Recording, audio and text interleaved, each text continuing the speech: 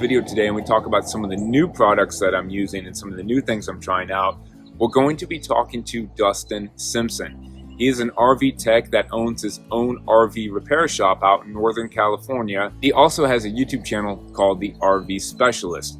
He has great stuff on his channel. It's real cut and dry, straight to the point. It's all the things that they do in the actual repair shop, the problems they come across, the products that they use.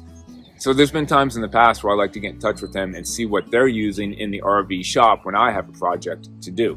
So we're going to be jumping back and forth between some of the footage of the conversation I had with him about this exact project right here and me showing you how it's working out on my RV. First thing I want to talk about is removing your old sealant. It's a process that's actually going to take longer than probably reapplying the new sealant. And it's one that has to just, be done correctly, take your time doing it, make sure everything's cleaned up and prepped properly before applying the new sealant.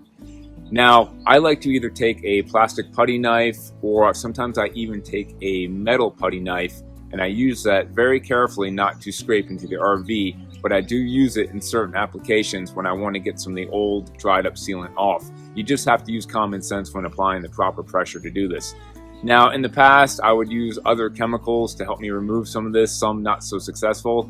But talking to Dustin Simpson, and what they use in their actual repair shop is this product from Kint's Automotive, this